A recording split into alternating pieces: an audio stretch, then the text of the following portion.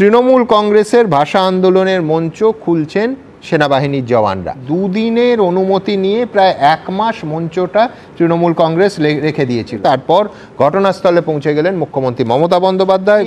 তিনি দাবি করেন যে 200 জন জওয়ান পালিয়ে যান তাকে দেখে। পাল্টা সেনাবাহিনীর বক্তব্য, একেবারে প্রেস বিবৃতি দিয়ে তারা তাদের বক্তব্য রেখেছেন যে অনুমতির মেয়াদ শেষ হয়ে গেছিল, মঞ্চ খুলতে আয়োজকদের বারবার বলা হয়েছিল। এমনকি মুখ্যমন্ত্রী অভিযোগ করেছেন পুলিশকে জানানো হয়নি। সেনাবাহিনী বলছেন পুলিশকে জানিয়েই এই পদক্ষেপ নেওয়া হয়েছে। আমি যখন এখানে আসছিলাম, আপনারা অনেকে ছবিও পেয়েছেন, প্রায় 200-র মতো আর্মি তারা আমাকে দেখে ছুটে পালাচ্ছিল। আমি বললাম, why you are running away? You are my friend. এটা আপনাদের দোষ নয়, আপনারা বিজেপির কথায় করেছেন, দিল্লির কথায় করেছেন। তোমরা পুরো প্যান্ডেলটাকে খুলেছে, দেখুন আমি দাঁড়িয়ে আছি খোলা আকাশের নিচে, মুক্ত আকাশের নিচে। আর এই খোলা আকাশটা তৈরি করে দিয়েছে বিজেপি ডাবল ইঞ্জিন গভর্নমেন্ট, আমাদের স্টেজ ভেঙে দিয়েছে। আমি আগামীকাল বেলা 2টো থেকে 4টে সব ব্লকে ব্লকে, সব ওয়ার্ডে ওয়ার্ডে, সব জেলায় জেলায়, সমস্ত পঞ্চায়েতে পঞ্চায়েতে আমাদের যে ধর্ণা মঞ্চ ছিল সেই মঞ্চকে ভেঙে দেওয়ার প্রতিবাদে এদের প্রোগ্রাম চলবে। মমতা বন্দ্যোপাধ্যায়কে তো পাকিস্তানের হায়ার করে নিয়ে যাওয়া উচিত। মমতা বন্দ্যোপাধ্যায়কে দেখে যদি 200 ভারতীয় সেনা পালিয়ে যায়, মমতা বন্দ্যোপাধ্যায়ের এখানে মিস ইউজ হচ্ছে।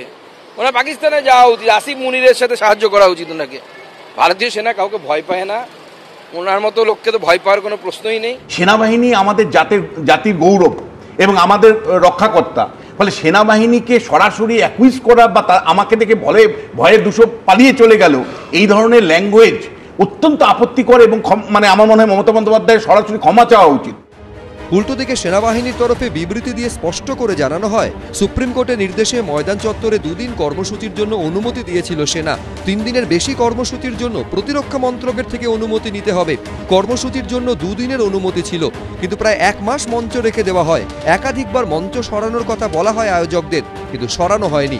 এরপর কলকাতা পুলিশকে জানানো হয়েছিল সেনা মঞ্চ সরাচ্ছে।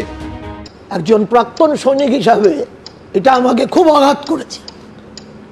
মাননীয় মুখ্যমন্ত্রী যে ইরেসপন্সিবল কমেন্ট উনি আর্মি সম্পর্কে করেছেন, এটা শুধুমাত্র একটি দায়িত্ব জ্ঞানহীন বক্তব্য নয়, এটা একটা সেনাবাহিনীর প্রতি অসম্মানজনক বক্তব্য। প্রথম কথা, 200 জন সেনা ওখানে যাওয়ার কোনো প্রশ্নই নেই।